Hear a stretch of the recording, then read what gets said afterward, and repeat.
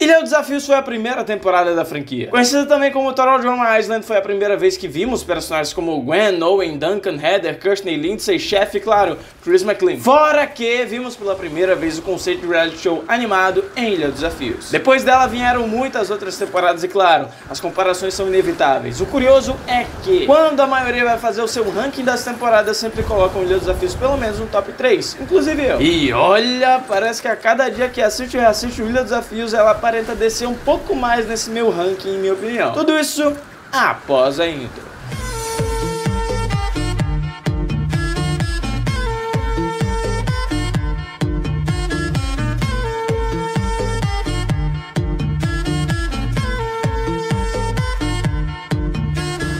Antes da análise, tem que dizer que eu sei que, como Ilha dos Desafios foi a primeira temporada da franquia, lógico que temos diversos erros de animação. Os caras estavam aprendendo esse novo modelo de traço, isso também misturou com muitas faltas de atenção e erros de continuidade de cenas, então eu nem vou pegar muito no pé nesse quesito. Neste vídeo eu só quero apontar erros ou questionamentos técnicos no roteiro e etc.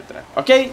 Ok. Iniciaremos esse vídeo falando primeiramente sobre como o ritmo da temporada é lento. Ilha dos Desafios já não tem uma estética boa comparada às outras temporadas. E além de tudo isso, não tem um ritmo bom. Agora você me pergunta o que eu quero dizer com um bom ritmo. Então, eu acho que é autoexplicativo, né? Luz, Dramação, Torneio Mundial, Vingança da Ilha e Corrida Alucinante são temporadas que têm uma constante de cenas bem agradáveis. Isso sem ser corrido como Só Estrelas, Nova Ilha e o reboot agora em 2023. As coisas parecem que vão acontecendo de um jeito natural para um desenho. Apesar do ritmo lento de Ilha dos Desafios, isso pode ser interpretado como um sinônimo de realismo. E não é realismo, não é sinônimo de realismo. Só porque o ritmo da temporada é mais lento e chega até a ser maçante em alguns momentos, não significa que a série é realista. E se for, pelo menos se for essa a proposta, pra mim, ficou muito ruim. Estamos falando de um desenho animado, não da vida real. As coisas têm que acontecer em 22 minutos e isso é muito pouco tempo. E acredite, eu achava que 22 minutos era um bom tempo. Eu achava que era um tempo legal, mas fazendo Vilões à Solta agora, cara, não dá tempo de contar nada. Então assim, esse ritmo mais realista ou lento, seja como for, acaba impactando diretamente na complexidade da história. Ah, mas dá pra passar pano, né? Afinal é a primeira temporada. Cara, o ruim de fazer qualquer crítica ali aos desafios é saber que tudo tem a seguinte explicação: ah, mas era a primeira vez. E apesar de ser um fato e ser uma ótima desculpa, é justamente por isso que superestimam demais essa temporada e tratam Luz, Dramação, por exemplo, como um lixo, e isso me revolta. Tá certo que também temos essa questão de já conhecer os personagens nas temporadas seguintes, ou seja, não precisa de introdução, ou pelo menos não da introdução como nos foi introduzido em Ilha dos Desafios. Mas mesmo assim, Vingança da Ilha conseguiu nos apresentar um novo elenco num ritmo bem melhor do que Ilha dos Desafios. E olha que Vingança da Ilha é bem mais curta e corrida pro seu padrão. Eu sei que eu posso estar pegando muito no pé nessa questão do ritmo da série, mas acreditem, isso faz uma diferença muito grande. Já que com um ritmo lento, as coisas começam a demorar para acontecer. Eles têm muitas cenas inúteis que comem um tempo de tela surreal, sabe? E claro, com esse fato, mais pra frente no episódio as coisas começam a ficar corridas, ou seja,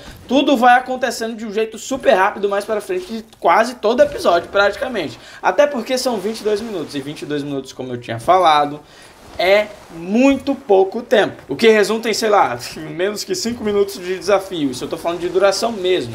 E eliminações ou cerimônias da fogueira bem menos impactantes do que normal. Tudo por causa do ritmo lento da série, que no final das contas obriga em todo episódio eles darem aquela acelerada que incomoda. E para emendar, o mundo de Ilha dos Desafios, por conta desse ritmo mais lento, acaba dando a impressão de um vazio, de um ambiente morto. Até a questão da trilha sonora, que claro, é brilhante na hora da eliminação, mas de resto, a impressão que dá é que quase não existia trilha sonora, o que me incomoda. E passa essa sensação de estranheza consequentemente. Diferente de Luz, Dramação, por exemplo, que sempre é a temporada que é mais comparada a Ilha dos Desafios por ser a segunda e não ter tido o mesmo brilho de não ter sido a pioneira. O que é um erro, novo, tá? Luz Dramação dá de 10 a 0 em efeitos sonoros, trilhas, desafios, ritmo, interação e enfim. Existe muito mais originalidade e complexidade do que Ilha dos Desafios. E já que eu mencionei o tópico da interação, bom, eu nem preciso dizer que Ilha dos Desafios é uma temporada limitadíssima quando se fala de interação e desenvolvimento dos personagens, né? Existe uma panelinha óbvia que tem mais tempo de tela, interações realmente significantes e até aqui não tem problema. Isso é normal em toda a temporada. O negócio é que aqui temos 22 participantes, a maior quantidade de jogadores de uma temporada sem contar o spin-off Corrida Alucinante. E a panela? Bom... Owen, Heather, Duncan, Gwen e às vezes Leshana, Kirsney, Trent e Lindsay. De resto, na maioria dos episódios você nem lembra direito que o resto existe. Tanto é que o resto, em alguns momentos, não tem nem falas no episódio. Os tópicos de desenvolvimento de personagem, complexidade e enredo são duas coisinhas que os desafios dá muita bola fora. Isso tem uma justificativa clara de ser a primeira temporada, eu sei, mas mesmo assim vou pegar no pé. Até nos personagens que têm mais tempo de tela, seus enredos passam a impressão no final da temporada de serem inúteis pro próprio personagem, visto que alguns deles seguiriam caminhos totalmente diferentes do que a gente previa ainda na primeira temporada, como o Jeff, por exemplo. E outros enredos ficaram com a sensação de estarem incompletos, como o da Leshana. Tipo, eu sei que tem aquela parada deles continuarem a jornada de tais participantes e seus enredos em Luz Dramação, mas estamos falando somente de Ilha dos Desafios, e se tratando isoladamente disso, eu pelo menos sinto que alguns personagens ficaram incompletos de forma geral. Em relação à complexidade das histórias, então, a gente não tem nada impactante, surreal, criativo, é tudo limitado demais às brigas, amizades, flertes e convivências entre adolescentes. Não tem nada focado no jogo como o Torneio Mundial faz, por exemplo. Tudo é meio focado nas histórias de jovens passando pelas dificuldades da adolescência. O foco no jogo vem mais tarde, Heather e Duncan comandam essa questão, mas pro tamanho da temporada e a quantidade de personagens é muito pouco. Tudo consegue ser muito artificial demais nesse sentido. Afinal, eles seguem os estereótipos de cada um bem firmemente, o que acaba se tornando um problema. E claro, dá pra usar aquela velha desculpa de ser a primeira temporada, mas de novo não é o que eu quero fazer aqui. Não quero desculpas, portanto, apesar de terem de fato personagens com mais tempo de tela, isso não significa que ocorreu de fato um desenvolvimento e uma variação de personagem. A Gwen, por exemplo, é uma personagem hiper importante para Ilha dos Desafios, chegando a ser considerada a principal protagonista da temporada, mas ela demora muito para se mostrar uma personagem realmente interessante e com camadas. Agora, por que isso? Porque ela segue firmemente o seu estereótipo. Claro que isso não acontece só com ela, mas personagens como Duncan e Kirsney conseguem ser menos monótonos que a Gwen. E quando falamos de Gwen em Ilha dos Desafios, falamos de Heather. A rivalidade das duas é algo muito bom nessa temporada, sem dúvidas, é um acerto. Mas é outra coisa que consegue ser bem superficial e previsível. É aquilo, a gente gosta, mas não significa que esse enredo de rivalidade seja algo super desenvolvido e trabalhado como Heather e Alejandro. Isso porque a melhor forma de se trabalhar isso é usando e abusando do jogo nas relações entre personagens para aí sim gerar rivalidade. Isso dá motivo para ter algo assim. Gwen vs Heather só surgiu por causa de estereótipo. Não teve um motivo em específico. É uma popular arrogante contra outra tímida que não faz nada para ser legal com os outros, mas os outros ainda preferem ela do que a arrogante. Claro que tem a questão da Heather ter lido o diário da Gwen na frente de todo mundo, mas assim, gente, pode até interpretar como motivo, tá. Pode até ser o motivo, mas, nossa, mas que clichê, sabe? Esse motivo, entre muitas aspas, acaba não ajudando tanto. Então, assim, querendo ou não, ainda a rivalidade delas é muito sustentada apenas pelos estereótipos. Não tem jeito. E aí que você percebe o quão rasos são os enredos de Ilha dos Desafios. Outro ponto que eu não poderia deixar de falar é justamente a questão da amnésia. Mas Henrique, o que você quer dizer com amnésia? Então, tivemos diversas interações bem diferentes com o passado da temporada. O trio Jeff, DJ e Duncan era tratado como uma amizade mesmo. Jeff e Gwen tiveram um episódio específico pra surgir uma bela amizade entre os dois. Inclusive, são frutos do Camp TV, pra quem não sabe, tá? Mas enfim, isso é assunto pra outro vídeo. E o que a franquia faz em seguida, depois de introduzir todas essas interações importantíssimas? Esquece tudo. Em Luz Dramação e principalmente em Torneio Mundial, isso tudo vai pro ralo. Duncan parece que nunca andou com o Jeff na vida, sendo que em Ilha dos Desafios eles se davam muito bem. Assim como o Jeff e a Gwen, que também, óbvio, foram se dar bem lá pra frente, mas ainda assim teve essa interação desenvolvida, mesmo que seja em um episódio.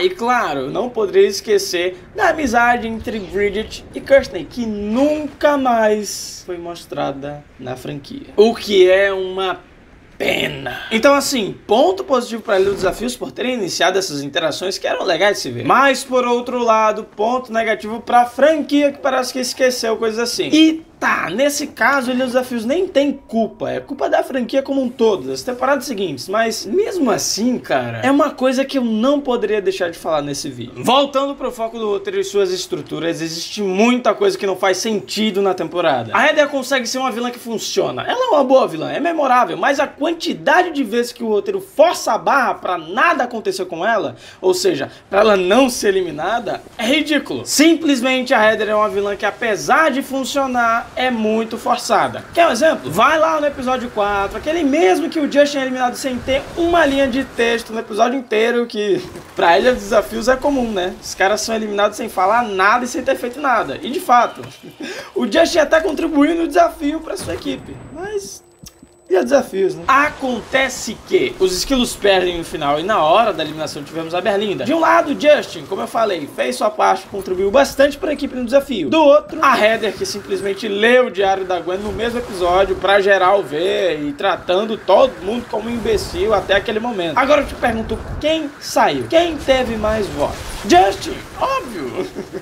Por quê? Porque a Heather tem que ficar até a final de 3. Ponto. Gente, isso não existe. Tipo, não existe. E esse tipo de coisa não acontece só uma vez, são em vários momentos de Ilha dos Desafios. O roteiro faz de tudo pra segurar a Heather, literalmente. E isso é tão forçado durante a série que até a própria comunidade fez uma teoria de que a Heather estava sendo ajudada pelo Chris durante todo o programa. O que faz sentido até certo ponto, porque algumas coisas realmente são estranhas. Mas no final das contas a gente só conclui que é forçação de barra do roteiro mesmo. Tipo, vamos baixar o nível de intelecto, que a gente tá falando de Drama Total, a gente não tá falando de, sei lá, Breaking Bad. Eu poderia ficar falando por horas da animação de Desafios, que com certeza é a pior animação da franquia, mas acho que nesse caso a desculpa de ser a pioneira, a primeira temporada, se encaixa mais nesse tópico do que nas outras coisas que mencionei nesse vídeo. Lembrando, isso não é um vídeo atacando a temporada como eu fiz em Só Estrelas e Nova Ilha aqui no canal em vídeos mais antigos, mas sim uma crítica para tentar mostrar a vocês uma visão diferente de Desafios. Isso no qual a maioria, principalmente quem desconhece o desenho e fala só por cima, como Cartoonizando faz, por exemplo. Ele e muitos outros, sempre quando vão fazer vídeos sobre Drama Total, chamam toda a franquia de Ilha dos Desafios e